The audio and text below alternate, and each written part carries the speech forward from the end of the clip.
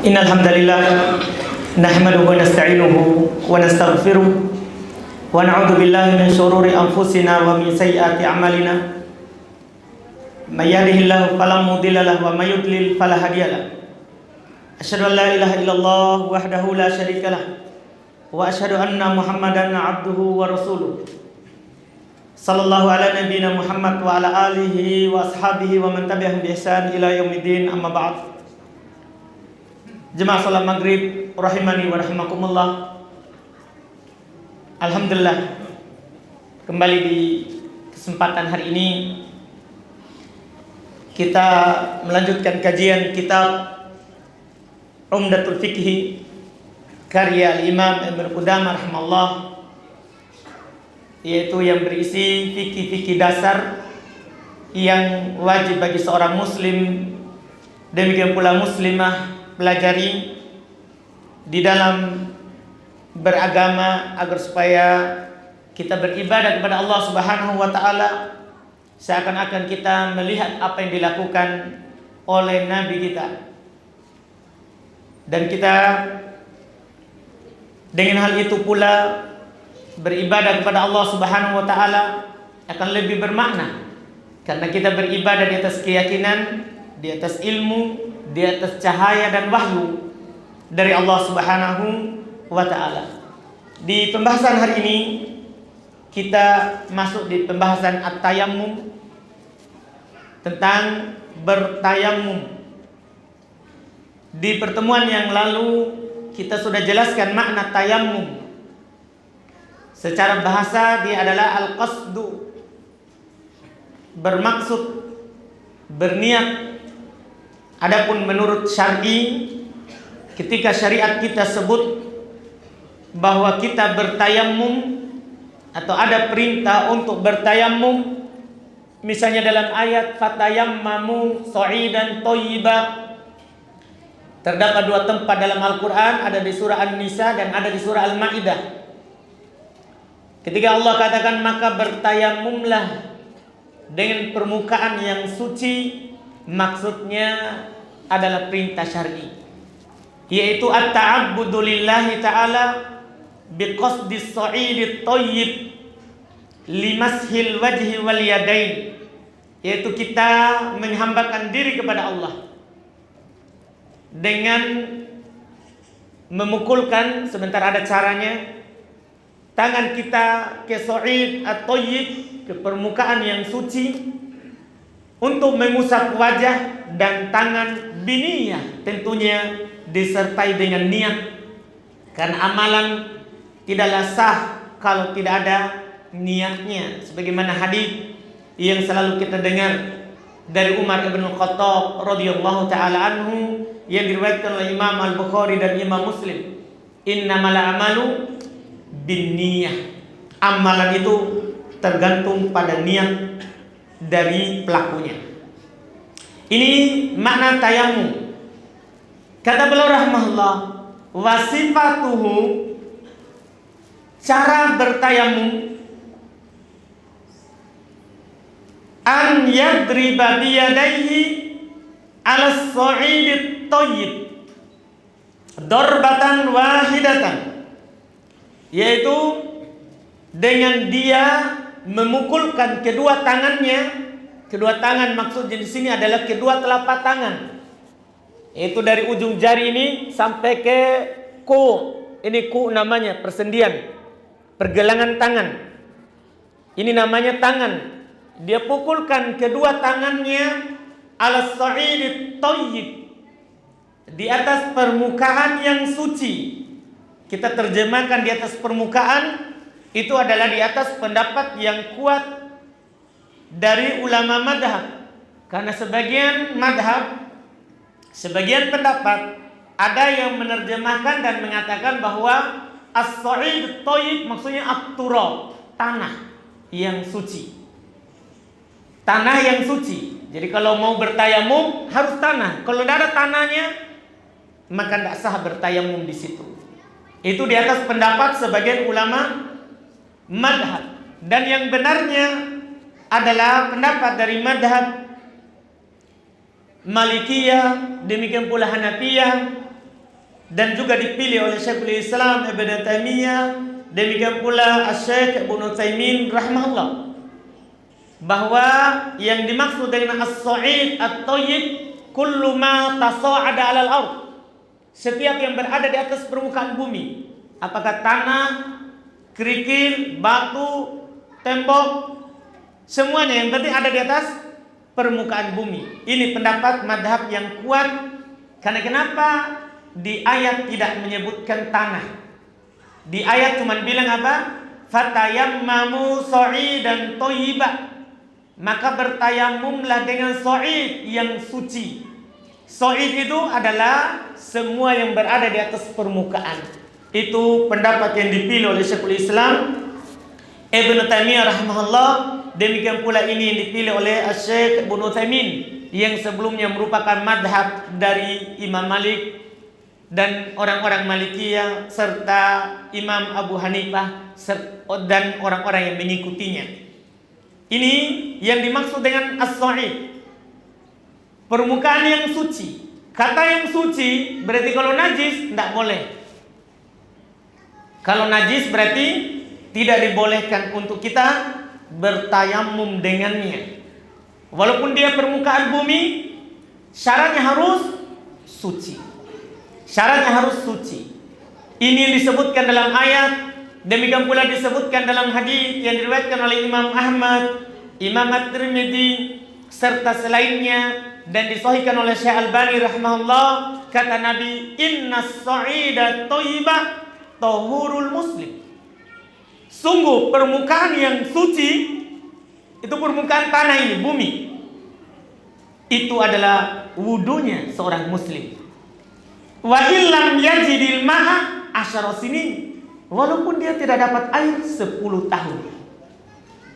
Kalau kita tidak dapat air walaupun 10 tahun, walaupun ini sulit dibilang 10 tahun ya, ia tidak dapat air. Tapi Nabi mentakbir dengan yang paling tingginya. Walaupun kita tidak dapat air 10 tahun, maka permukaan yang suci itulah wudhu kita. Itulah toharo kita, orang muslim, demikian pula muslimah. Ini kata Nabi. Demikian pula dalam hadis yang diriwayatkan oleh Imam Al-Bukhari rahimahullah, kata Nabi SAW, "Alaika bis-sa'id." Cukup bagimu as-sa'id, permukaan yang suci. Fa innahu yakfik, itu cukup bagimu, kata Nabi SAW. Demikian pula dalam hadis yang lain lagi yang diriwayatkan oleh Imam Al-Bukhari dan Imam Muslim rahimahullah, kata Nabi, "Ju'ilat liyal ardu masjidan wa tahura."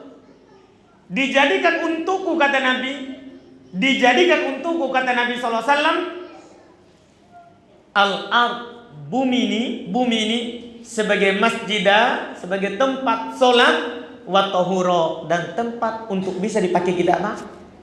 Bisa kita pakai untuk bersuci. Ini semua dalil yang menunjukkan kita boleh bertayamum dengan permukaan yang penting apa? Suci. Karena itu yang diisyaratkan. Itu yang dikatakan oleh penulis rahimahullah. Dan ini masalah permukaan harus suci ini, bebas dari najis, itu tidak ada perselisihan. Sebaliknya, siapa yang bertayamum dengan permukaan yang najis, batal, tidak sah. Sebagaimana kalau ada orang yang berwudu dengan air najis, juga tidak sah. Juga tidak sah, sebagaimana yang telah lewat di pembahasan kita di bab tentang air. Darbatan wahidah, jadi dia tepuk di atas permukaan yang baik, yang suci, yang tidak najis, 1 kali pukulan. 1 kali pukulan, yaitu 1 kali itu untuk wajah dan tangan. Jadi 1 kali pukulan. Apa dalilnya 1 kali pukulan? Dalam hal tersebut, dan inilah yang sunnahnya, 1 kali pukulan. Karena ini yang dicontohkan dan yang diajarkan oleh Nabi kita Muhammad sallallahu alaihi wasallam berdasarkan hadis yang diriwayatkan oleh Imam Al-Bukhari dan Imam Muslim dari sahabat Ammar ibnu Yasir radhiyallahu taala anhu. Ada kisahnya. Beliau diutus oleh Nabi SAW untuk suatu keperluan, junub di perjalanan. Tidak ada air. Akhirnya beliau berguling-guling di tanah, seperti bergulingnya hewan saat dia mandi tanah. Iya. Pulang ke Nabi SAW, dia sampaikan itu. Bahwa saya junub, tidak ada air. Akhirnya dia mandi tanah. Nabi SAW ajarkan kepadanya cara bertayamum. Lihat, kata Nabi kepadanya, innama yakfika an taqula biyadayka hakada thumma daraba biyadayhi al-ard darbatan wahidatan. Sangat jelas sekali hadisnya. Sungguh kata Nabi SAW, cukup bagimu untuk melakukan seperti ini dengan kedua tanganmu. Nabi mencontohkan, beliau pukulkan permukaan tanah dengan kedua tangannya, dorbatan wahida, satu kali pukulan, satu kali. Summa masah shimal alal yamin wa dhahiru kaffaihi wa wajhahu. Kemudian beliau mengusapkan tangan kirinya dengan tangan kanannya, dan dhahir kaffai ini telapak ya, dia usap. Kemudian punggungnya. Jadi pukul satu kali, beliau usapkan telapak tangannya, kemudian punggung kanannya, kiri dan kanan, dan wajahnya. Sebentar kita akan bahas apakah wajah dulu atau tangan dulu ini. Sebentar. Cuma ini kita fokus dulu. Jadi Nabi pukul apa? Satu kali. Beliau yang langsung contohkan. Jadi ayat kan cuma kita diperintahkan apa? Fatayammamu sa'idan thayyiban. Maka bertayamumlah dengan permukaan yang suci. Bagaimana caranya? Nabi contohkan. Beliau pukulkan satu kali dengan kedua tangannya, beliau usapkan tangan dan wajahnya. Tangan dan wajahnya. Ini yang disebutkan dalam hadis tadi sangat jelas sekali. Inilah pendapat yang dipilih oleh Syekhul Islam Ibnu Taimiyah. Demikian pula ini yang dipilih oleh Syekh Ibnu Baz, Mufti Saudi Arabia sebelumnya, dan juga dipilih oleh Syekh Ibnu Utsaimin rahimahullah. Ini sunnahnya. Nanti kita akan bahas, bolehkah lebih dari satu? Sebentar, kalau kita berbicara boleh. Sunnahnya satu kali. Karena Nabi yang ajarkan.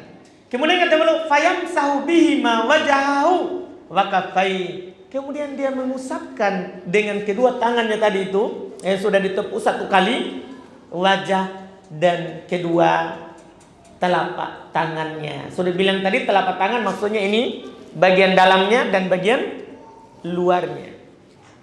Iya, bagian dalam dan bagian luarnya. Liqaulin Nabi SAW, kita sampaikan dulu hadisnya, baru kita akan bahas mana yang duluan, wajah atau tangan. Liqaulin Nabi SAW di Ammar. Ini belum berdalil bahwa sunnahnya satu kali.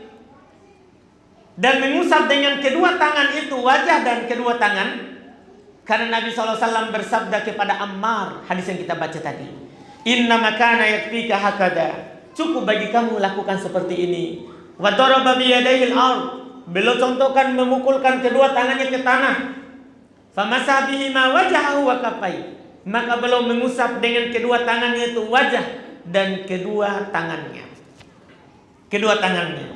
Sekarang kita bahas mana yang lebih duluan. Berselisih para ulama rahimahumullah tentang mana yang lebih duluan dalam bertayamum ketika kita mengusapnya. Kenapa bisa berselisih? Sebab perselisihannya karena di ayat pakai huruf waw. Jadi saya baca ulang ayatnya. Fatayammamu sa'idan thayyiban. Kemudian diterangkan, famsahu biwujuhikum wa aydiyakum wa aydikum. Maka usaplah wajah kalian dan tangan kalian. Pakai huruf dan. Sudah dimaklumi dalam ilmu bahasa Arab, huruf dan itu tufidut tasyrih, hanya memberikan faedah berserikat saja. Tidak menunjukkan sebelumnya lebih duluan daripada setelahnya, atau setelahnya lebih duluan lagi daripada sebelumnya. Tidak. Dia mutlakul jama'. Mutlak jama'. Mutlak yang penting dua. Usap tangan sama wajah. Tidak ada dibilang duluan wajah atau duluan tangan. Itu sebab perselisihannya. Karena Allah pakai huruf waw. Demikian pula Nabi kita SAW. Lihat hadis Ammar bin Yasir. Nabi mengusap kedua tangannya dan wajahnya. Wajah dan kedua tangannya pakai huruf dan. Mungkin kalau pakai huruf fa atau thumma. Huruf fa itu kan memberikan faedah berurut. Misalnya dikatakan dalam hadis, maka beliau famasaha wajahahu fayadai. Nabi mengusap wajahnya kemudian tangannya. Ini kan jelas berurut. Ini pakai huruf fa. Akhirnya mereka berselisih. Mereka berselisih. Ada dua pendapat. Ada yang mengatakan duluan wajah, kemudian tangan. Ada juga yang mengatakan duluan tangan, kemudian apa? Wajah. Dan pendapat yang kuat, walaupun ini dalilnya agak jauh sedikit, cuman kita perlu pahami. Kita perlu pahami. Yang pertengahan adalah mereka mengatakan, ini yang dipilih oleh juga banyak dari ulama, duluan wajah baru tangan. Duluan wajah baru tangan. Kenapa? Lihat ketika sa'i antara Safa dan Marwah. Ketika kita bersa'i antara Safa dan Marwah. Itu kan ayatnya gimana? Inna Safa wal Marwata min sya'airillah. Ketika kita sa'i, Safa dulu baru Marwah atau boleh dibalik? Hah? Apa kata Nabi terkait dengan ayat ini? Kan pakai huruf waw. Seharusnya kan boleh dibalik-balik. Boleh. Cuman kata Nabi dalam hadis riwayat Imam Abu Dawud rahimahullah, disahihkan oleh Syekh Albani rahimahullah, bahkan datang dengan lafaz perintah. Kata beliau, abda'u bima bada Allah. Saya memulai dengan apa yang Allah mulai. Sehingga apa yang beliau lakukan? Bahkan datang dalam lafaz perintah. Dalam riwayat dikatakan ibda'u, mulailah dengan apa yang Allah mulai. Makanya Nabi kalau sa'i mulai dari mana? Dari Safa ke Marwah, baru dari Marwah ke Safa. Mulainya dari Safa. Kenapa bisa? Karena Allah sebutkan duluan. Inna Safa wal Marwata. Kata mereka demikian pula di tayamum. Kita disunahkan memulai dengan apa yang Allah duluan sebutkan. Di ayat apa yang duluan disebutkan? Wajah atau tangan?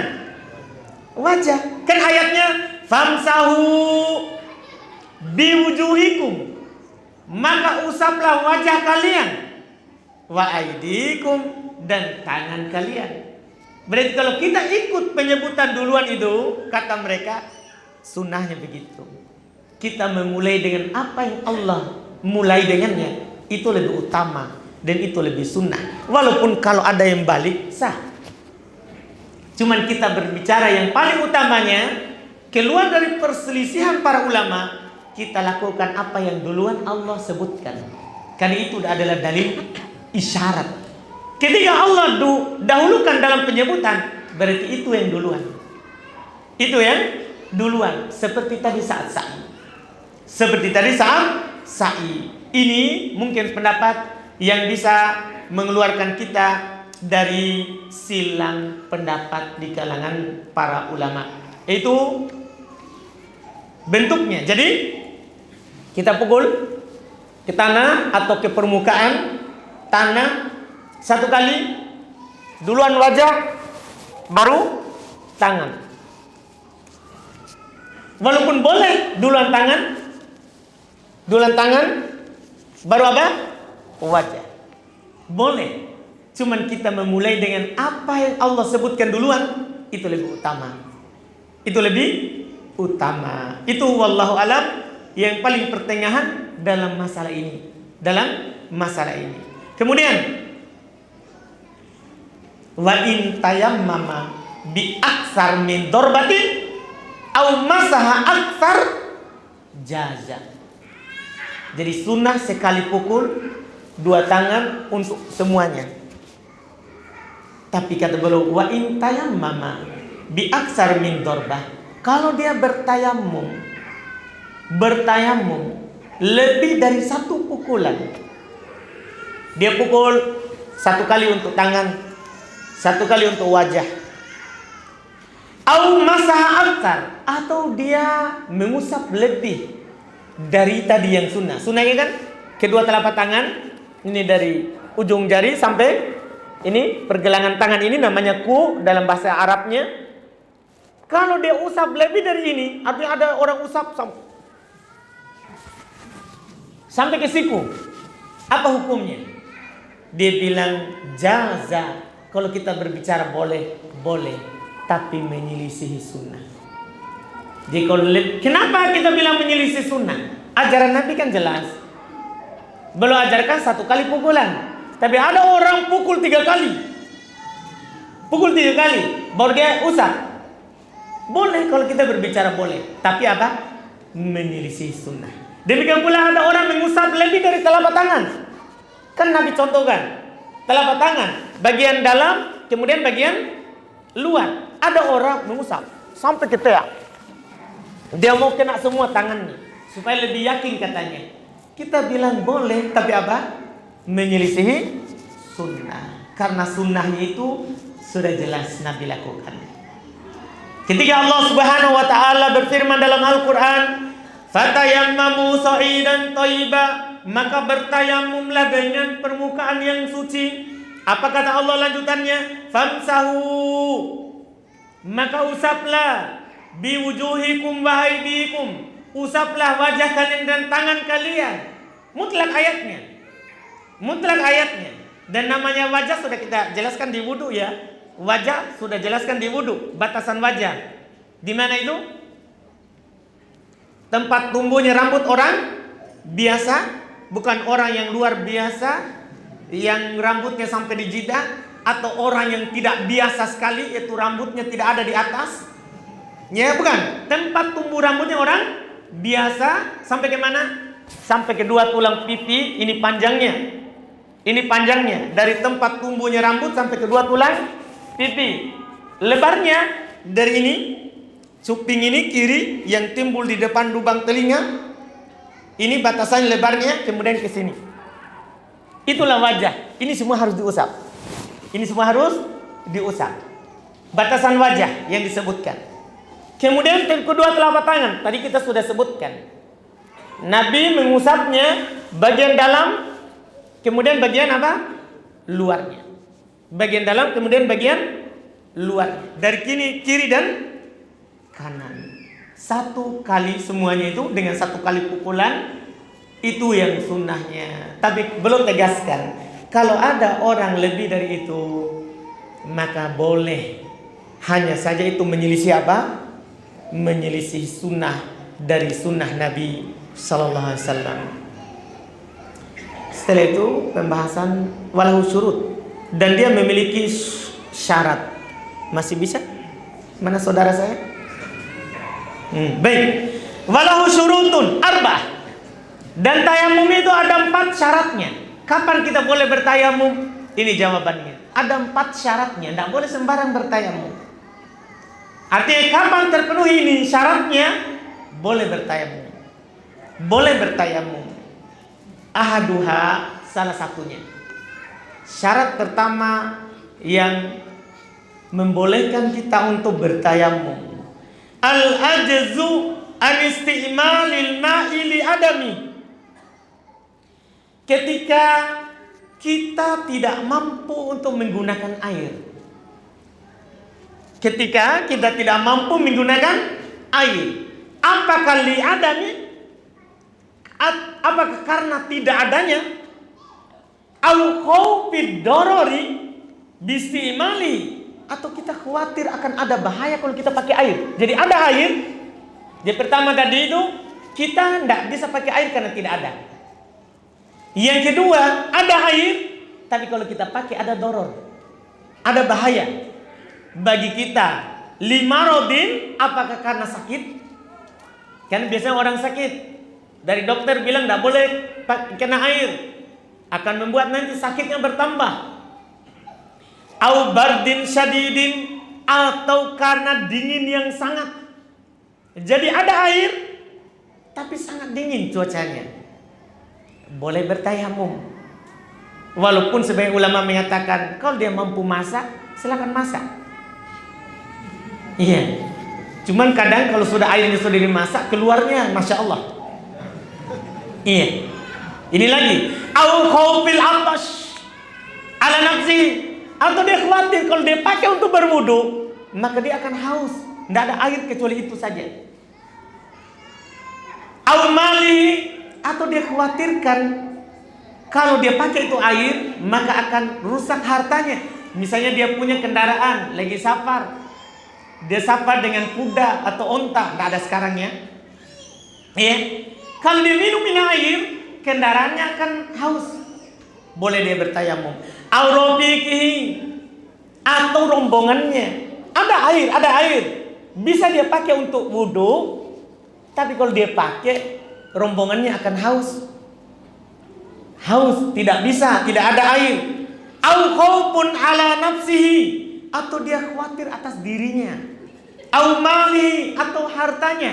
Fi talabihi, kalau dia mencarinya. Dia bisa cari air, dia bisa. Tapi kalau dia pergi, kalau menuju ke sana banyak perampok. Iya, dia khawatir dirinya akan celaka kalau ke sana. Au malihi, atau hartanya. Dia simpan mobilnya di sini. Dia pergi cari air, akhirnya dia pulang tidak ada lagi bannya. Iya, dia khawatir hartanya akan hilang kalau dia pergi cari. Au fi talabihi, dalam mencarinya. Au iwazin illa bisamanin katsir, atau dia tidak bisa mendapatkannya kecuali dengan harga yang mahal. Artinya dia punya uang, bisa beli airnya, cuman karena dia orang lihat dia butuh, akhirnya harga tadinya 3.000 menjadi 100.000. Iya, naik harganya. Ini semuanya syarat yang pertama yang boleh dia bertayamum. Atau belum bilang apa? Selanjutnya apa? Bisa meningkatir dengan harga yang mahal. Artinya kalau harga biasa tidak naik, wajib kita beli. Ini semua ini yang belum sebutkan ini dalilnya adalah ayat. Ketika Allah Subhanahu wa taala katakan dalam ayat, ya, falam tajidu ma'an fatayammamu sa'idan thayyiba. Mereka tidak dapat air. Tidak dapat ini tadi semua itu urainya. Dia tidak punya, atau dia dapat tapi tidak bisa pakai. Semua tadi itu, ini dalilnya. Kalian tidak dapat air, maka bertayamumlah dengan sa'idan thayyiba, tanah atau permukaan yang suci. Boleh. Kemudian selesai sedikit lagi ya, karena kita akan masuk kedua setelah itu. Fa'in amkanahu istimaluhu fi ba'di badani. Sekarang, bagaimana kalau dia bisa pakai di sebagian badannya? Misalnya, dia bisa pakai bagian bawah saja dan bagian atas, bagian tengah. Misalnya ada seorang ibu-ibu lagi sedang operasi sesar misalnya. Kan dia tidak bisa siram, dokter bilang tidak boleh kena air. Jadi dia bisa pakai di atas, di bawah, sisa di lukanya. Apa harus dia lakukan? Kalau dia cuma bisa sebagian badannya, atau airnya tidak cukup kecuali sebagian badannya, awwajada ma'allah yakfilu li taharati, atau dia dapat air tidak cukup untuk taharahnya, apa yang harus dia lakukan? Ista'malahu wa tayammama lil baqi. Masya Allah. Maka dia pakai dan sisanya dia bertayamum. Jadi dia siram yang dia mampu untuk siram, kemudian yang tidak boleh disiram pusat. Ini kemudahan dalam Islam. Allah Subhanahu wa taala berfirman, fattaqullaha mastata'tum. Bertakwalah kalian sesuai dengan apa? Kemampuan kalian. Demikian pula Nabi sallallahu alaihi wasallam bersabda dalam hadis yang diriwayatkan oleh Imam Al-Bukhari dan Imam Muslim, wa idza amartukum bi amrin fa'tu minhu mastata'tum. Kalau saya suruh kalian, perintahkan kalian dengan satu perintah, lakukan sesuai dengan apa? Kemampuan kalian. Itu kata Nabi Muhammad sallallahu alaihi wasallam. Jadi ini kita mampu sebagiannya. Maka sudah siram sebagiannya itu, yang lainnya apa? Usap. Yang lainnya usap. Demikianlah semua kita bicara tentang ashab al-jababirah, orang yang ada perbannya di badannya, ada perban di tangannya, dia junub, maka dia siram badannya yang bisa dia siram. Adapun yang ini dia usap. Ini kemudahan dari agama kita. Kita memang hanya dibebankan oleh Allah Subhanahu wa taala sesuai dengan kemampuan kita, dan Allah ingatkan, wala taqtulu anfusakum innallaha kana bikum rahima. Jangan kalian membunuh diri kalian sendiri. Iya, artinya kalau kalian pakai air akan doror, berbahaya dengan badan kalian atau harta kalian atau teman kalian, maka jangan kalian membunuh diri kalian. Sungguh Allah Subhanahu wa taala Maha Penyayang kepada kalian. Maha Penyayang kepada kalian. Ini yang dikatakan oleh Allah Subhanahu wa taala ya terkait dengan hal tersebut. Baik saudaraku, alhamdulillah pas. Baik, itu baru pertama ya, yang boleh bertayamum yang pertama. Insyaallah lanjutannya kita akan lanjut di pertemuan akan datang.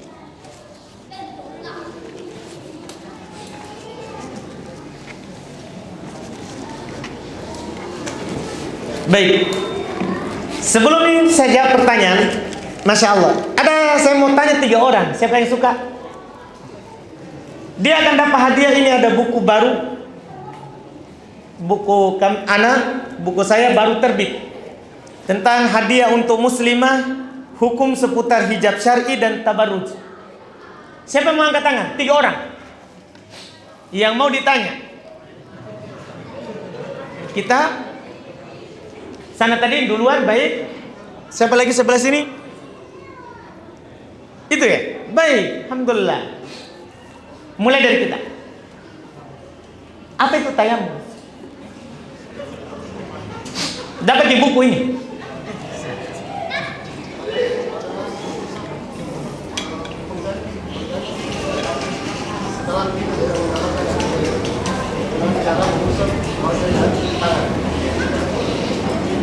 Terus?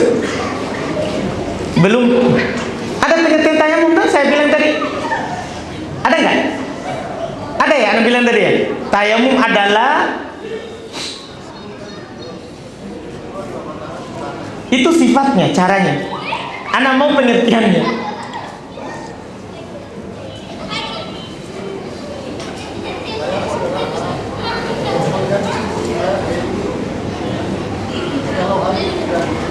Baik, itu syaratnya. Baik, kita beralih. Baik, Google. Alhamdulillah, bukan rezeki kita. Tadi yang kedua. Mana tadi yang kedua? Baik, kita. Apa itu tayamum? Pengganti wudu. Pengertiannya saya mau.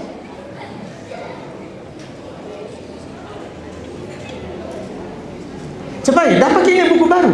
Masih segar. Baik. Nggak tahu.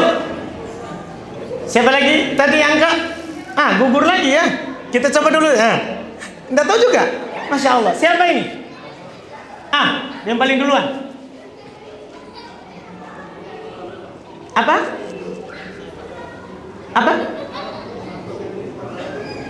Ulang-ulang. Menghambakan diri kepada Allah terus dengan begini terus dan begini. Iya kan? Sudah mantap lah, alhamdulillah. Jadi pas ya? Kan dia adalah menghambakan diri kepada Allah dengan, pokoknya dia nggak bisa bahasakan. Iya, dimaklumi lah, alhamdulillah. Jadi dapat ini ya? Dapat. Alhamdulillah, masya Allah. Siapa lagi yang kedua? Siapa mau bertanya yang kedua? Enggak ada. Kenapa takut semua ini? Kan kalau enggak bisa kita dipukul. Kita mau? Itu yang muncul kepalanya. Baik, Pak. Hadis siapa tadi? Cara bertayamum. Itu saja. Cukup sebutkan sahabatnya, melayang satu buku. Kita, iya. Ammar Tidak ada bimbingnya. Sudah lumayan tahu, jangan tersiksa. Alhamdulillah. Ammar bin Yasir. Hadisnya Ammar bin Yasir. Siapa satu lagi? Satu lagi nih. Hah? Sebelah sini. Oh, siapa paling ujung itu? Baik, kita hargai yang paling ujung lah. Baik, alhamdulillah. Tadi apa tadi? Syarat bertayamum yang baru saja kita sebutkan. Satu syarat pertamanya. Nggak boleh lihat buku.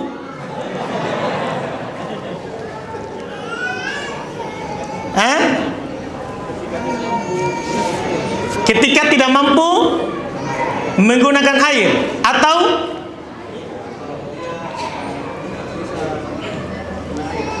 dia tidak bisa kena air, sama juga. Baik, tidak mampu menggunakan air atau tidak bisa kena air. Satu lagi Pak, atau banyaknya orang membantu. Baik, atau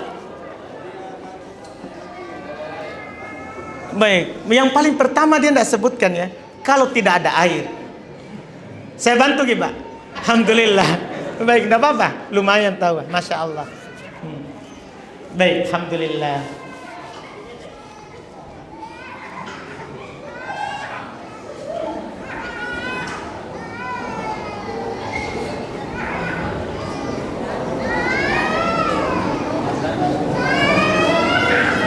Mana yang lebih utama? Apakah menuntut ilmu atau anak bekerja? Tapi di sisi lain anak juga butuh kerjaan untuk kehidupan sehari-hari. Bagaimana pendapat Ustaz terkait dengan hal tersebut? Darurat kita, kalau memang itu hal yang membuat kita bisa hidup, darurat kita bekerja. Darurat kita apa? Kerja. Kemudian setelah itu berusahalah untuk belajar sambil kerja. Itu yang dilakukan oleh para sahabat radhiyallahu taala anhu. Lihat Umar bin Khattab, belum punya tetangga. Belum punya tetangga. Umar itu belum tinggal di luar Madinah, pinggirnya. Apa yang beliau lakukan? Karena beliau juga butuh hidup. Jadi beliau sehari ke majelis Nabi, sehari dia kerja. Yang pergi seharinya lagi itu temannya, tetangganya. Jadi dia suruh tetangganya pergi. Kemudian dia kalau kembali, malamnya dia sampaikan ke Umar. Ini yang Nabi sampaikan tadi. Besoknya lagi tetangganya ini kerja, Umar pergi. Malamnya Umar sampaikan, tadi Nabi bilang begini. Itu yang bisa kita lakukan. Yang jelas, jangan berputus asa dari rahmat Allah. Ilmu itu kalau kita mau, insya Allah akan dimudahkan. Ilmu itu kalau kita mau untuk mendapatkannya, pasti kita akan dikasih. Allah Subhanahu wa taala berfirman dalam Al-Qur'an, "Anzala minas sama'i ma'an fasalat audiyatun biqadriha." Allah turunkan air dari langit, maksudnya ilmu. Allah turunkan air dari langit, ilmu itu, wahyu, Al-Qur'an dan sunnah. Kemudian dia akan mengalir ke lembah sesuai kadarnya. Maksudnya ilmu ini akan masuk ke kita sesuai dengan keinginan kita, kesungguhan kita. Kalau kita bersungguh-sungguh ingin cari ilmu, ilmu itu akan datang kepada kita sesuai dengan kadar yang kita miliki. Sesuai dengan kadar yang kita miliki. Semangatnya kita untuk mendapatkannya, maka ilmu juga itu akan semangat untuk mendatangi kita. Allah akan mudahkan itu. Allah akan mudahkan itu. Jadi dalam hal tersebut silakan bekerja yang menutupi darurat kehidupannya, kemudian berusaha untuk belajar. Berusahalah untuk belajar.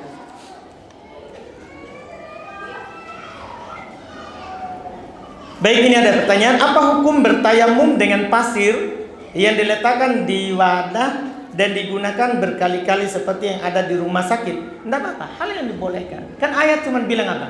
Fatayammamu sa'idan thayyiba. Maka bertayamumlah dengan permukaan yang baik. Walaupun kita tidak diberikan beban seperti itu harus dibawa pasir, dikumpulkan begitu. Kan di umum tadi, boleh di tembok. Yang penting permukaan. Yang penting apa? Permukaan. Bahkan ulama mengatakan tidak dipersyaratkan ada debunya. Tidak dipersyaratkan ada debunya. Itu pendapat yang paling kuat. Itu pendapat yang paling kuat dalam hal tersebut.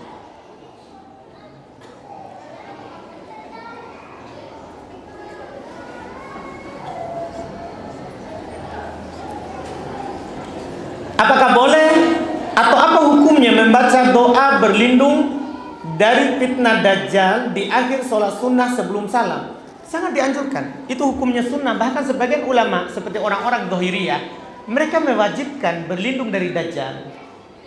Mereka mewajibkan berlindung dari Dajjal. Mereka berdalil bahwa Nabi SAW tidak pernah meninggalkannya untuk berlindung dari Al-Masih Dajjal setiap sebelum salam.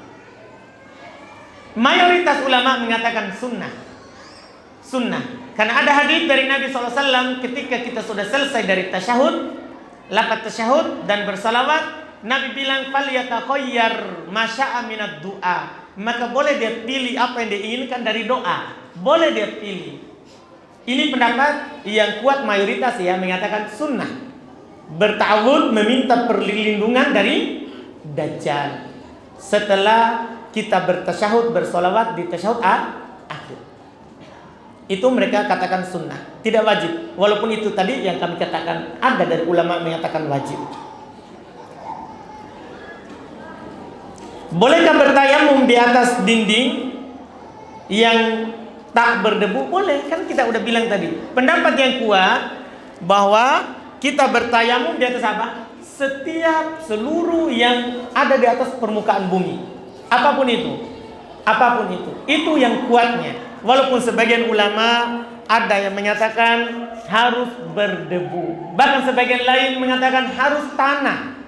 Harus apa? Tanah. Cuman yang kuat tadi pendapat orang Malikiyah, Hanafiyah, dipilih oleh Syekhul Islam Ibn Taimiyah, demikian pula Syekh Ibnu Taimin, bahwa cukup yang ada di atas permukaan. Tidak dipersyaratkan tanah, tidak dipersyaratkan harus ada apanya? Debunya. Itu yang kuatnya. Kan ayatnya umum.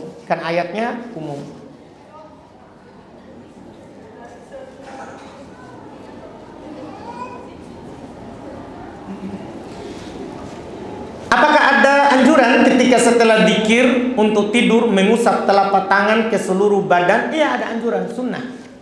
Ketika kita tidur membaca doa sebelum tidur, maka sunnah kita tiupkan tangan dengan ludah kecil, kemudian kita usapkan seluruh badan yang mampu dapati oleh tangan kita. Sunnah hal tersebut.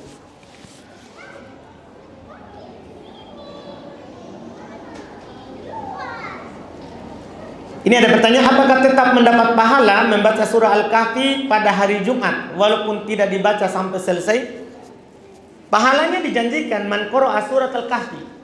Siapa yang membaca surat Al-Kahfi Lailatul Jum'ah, di malam Jumat. Dalam sebagian riwayat Yaumal Jum'ah, di hari Jumat. Artinya malam dan harinya.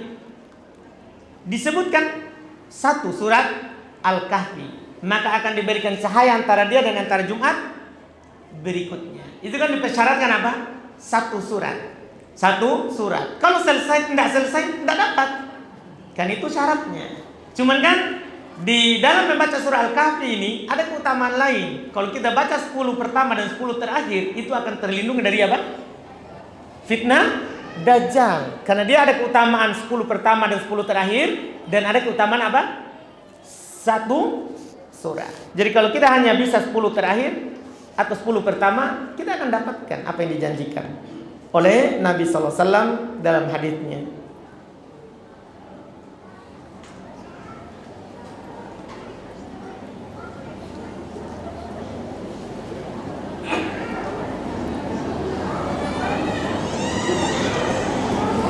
Ini pertanyaan anak tidak mengerti apa yang dimaksud.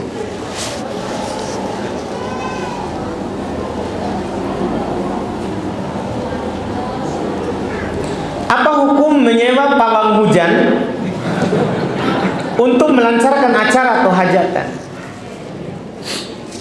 Dalam hadis Abu Hurairah, kata Nabi SAW, man ata kahinan aw arrafan fasa'alahu an syai' lam tuqbal lahu salatun arba'ina lailah. Siapa mendatangi tukang dukun atau orang pintar, pawang hujan, dia bilang pintar memalingkan air hujan, dia datangi, kemudian dia bertanya, tidak dia benarkan, cuman bertanya, tidak akan diterima sholatnya 40 malam. Jadi sholat percuma. Itu kalau dia hanya bertanya. Kalau dia tambah, dia benarkan.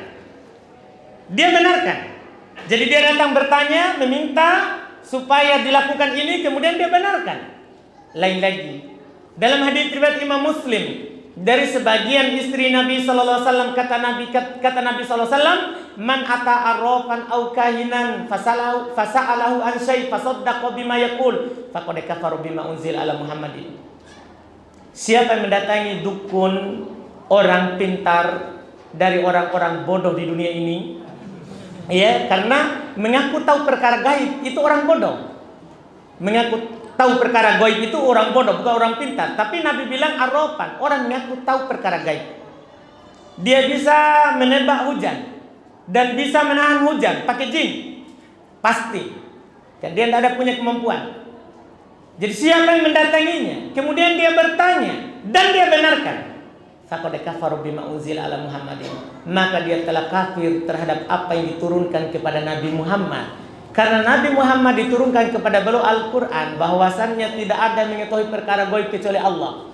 Tidak ada yang mengetahui perkara gaib kecuali Allah. Ada orang yang membenarkannya, kafir terhadap apa yang diturunkan kepada Nabi Muhammad. Wajib bertobat kepada Allah Subhanahu wa taala dari perbuatan tersebut. Itu hukum dari Nabi kita tentang orang yang datang kepada orang-orang tersebut.